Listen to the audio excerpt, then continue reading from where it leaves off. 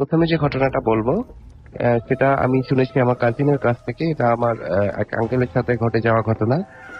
যেটা ছিল একটা ব্ল্যাক ম্যাজিক সংক্রান্ত একটা ঘটনা। সেটা হচ্ছে এরকমের যে উম, একবার ওনাদের বাড়ির পাশে একটা লোক ওনাকে এসে বলল যে আমি এক জায়গায় যাব যেখানে একটা বাচ্চা মারা গিয়েছে। আহ, ওইখানে একটা ওকে দাফন কাফন করার একটা ব্যবস্থা করা হয়েছে। এই জন্য তুমি কি আমার সাথে যাবে কিনা? তখন সে বললো যে হ্যাঁ, যাওয়া যায়।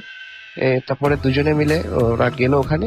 গিয়ে দেখলো যে একটা বাচ্চাকে মাটিতে শুয়ে রাখা হয়েছে, যে মারা গিয়েছে অ্যাটলিস্ট 15 দিন আগে। তো বাচ্চাটার বয়স ছিল হচ্ছে আপনার 15 কি 16 দিন বয়সের একটা বাচ্চা। তো সে মারা গিয়েছে অ্যাটলিস্ট 1 সপ্তাহ আগে। কিন্তু বাড়ির লোকজন ঘুণা করেও বুঝতে পারেনি যে বাচ্চাটা আসলে মারা গিয়েছে। এটা কেন, মানে কেন মনে হয়েছে যে মারা যায় না? কারণটা হচ্ছে যে ওই বাচ্চাটা মাঝে মধ্যে নড়ে চড়ে উঠতো এবং হাত জাগাতো বা কাশি দিত বা কথা বলে উঠতো।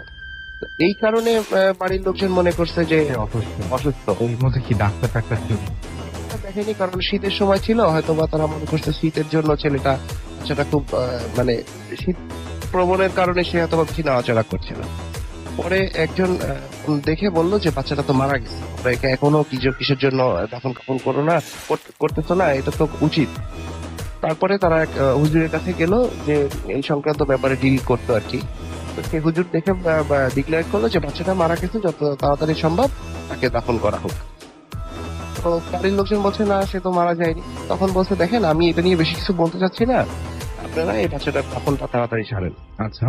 তো সার্টেন টাইমে হুজুরকে খুব জোরাজুরি করার পরে বলছে দেখেন, আমি আপনাদের একটা প্রমাণ দেখাইতে পারি, আমি বলতে চাচ্ছিলাম না, তারপরেও আপনারা যখন এত করে বলতেছেন আমি এটা বলবো আর কি আপনাদের। আচ্ছা। তো বললো যে আপনি একটা লাঠি আনেন 1 ফুট বা একটু বড় এর চেয়ে।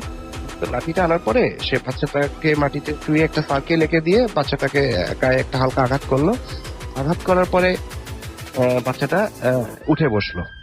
উঠে বসার পরে সেই লোকটা জিজ্ঞেস করতেছে তুমি এখনো কিসের জন্য এই বাচ্চাটা পজেস করে আসছো, তুমি এই বাচ্চাটার মধ্যে আসছো কেন? তখন সে ওই ভাঙা ভাঙা গলা একেবারে চিকন কণ্ঠে বাচ্চাদের মতো সে বলতেছে যে আমি কোথাও জায়গা পাচ্ছিলাম না, ওকে আমার দেখে ভালো লাগছে, আমি এই জন্য ওর বডিতে আস। তারপরে বলছে এটা উচিত হয়নি তোমার, সে একটা ছোট বাচ্চা, এত ছোট বাচ্চার ভিতর কেন তুমি আসলা? তখন সে বলতেছে যে না, আমি যাব না, আমি এখানেই থাকবো। তখন সে হুজুর বলতেছে না, তুমি ছেড়ে দাও, ওকে ছেড়ে দাও। ওকে ছেড়ে দেওয়ার জন্য তোমার কি কি যদি ভালো ভালো ছেড়ে দাও তা তো বেটার, না হলে আমি কিন্তু অন্য ওয়েতে যাব। আচ্ছা। এরকম বলার পরে সে বাচ্চাটা মানে সে ওই মরা বাচ্চার মধ্যে যে আপনার পজেস ছিল, সে বলতেছে যে না, আমি যাব না। তারপর তাকে অনেক মার দেওয়া হলো। যখন পিটুনি দেওয়া হলো, পিটুনি দেওয়ার পরে সে বলতেছে ওকে আমি যাব। এবং তখন ওই হুজুরটা করলো কি, কিছু মন্ত্রতন্ত্র পড়ে ওই বাচ্চাটার গায়ে ফু দিল এবং সে বাচ্চাটা উঠে দাঁড়াচ্ছে এবং পড়ে যাচ্ছে, উঠে দাঁড়াচ্ছে এবং পড়ে যাচ্ছে। আচ্ছা। লিস্ট হুজুর বলল কি, ওই বাচ্চাটার হাতে সেই লাঠিটা ধরিয়ে দিল। ধরিয়ে দেওয়ার পরে সে বাচ্চাটা ওই লাঠিতে ভর দিয়ে দাঁড়ালো এবং বুঝতেই পারছেন 15-16 দিনের একটা বাচ্চা, এটা স্টিল দাঁড়িয়ে থাকা তার জন্য খুব মানে একেবারে লড়বড়ে অবস্থা আর কি, পড়ে যায় এরকম এরকম। মানে মানে এই সময়ের বাচ্চা বা এতটুকু বাচ্চা দাঁড়াতে পারারই কথা না আর কি। তাই না আর কি। তারপরে Right. সে আবার কথাও বলছে চিকুন স্বরে, স্পষ্ট, যেটা অনেকটা ওই মানে খুবই চিকুন স্বরে একটা, এটা তার কণ্ঠ না, সেটাও বোঝা যাচ্ছে।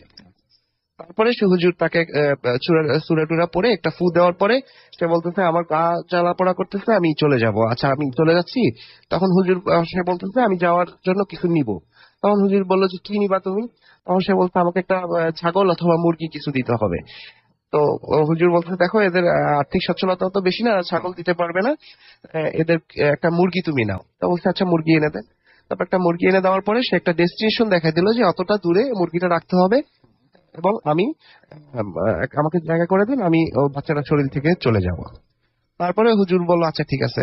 তারপরে হুজুর তার নিয়মিত যে কার্যক্রম করে টোরে, তারপরে জায়গাটা বা ও পজেস যে ছিল ওকে যাওয়ার জন্য একটা ওয়ে করে দিল। তারপরে যেই বললো যাও, সেই বাচ্চাটা, ওইটুকু বাচ্চা সেই লাঠি হাতে প্রায় 20-25 ফিট দৌড়িয়ে চলে গেল। সার্টেন টাইম পরে সে ডিগবাজি খেয়ে একেবারে মাটিতে পড়ে গেল, আর সেই মুরগিটা সহ সেই জিনিসটা উধাও হয়ে গেল। তারপরে যা হওয়ার চলে গেল, সবাই খুব কান্নাকাটি করতেছে এবং বাচ্চাটাকে নিয়ে গেল দাফন কাফন।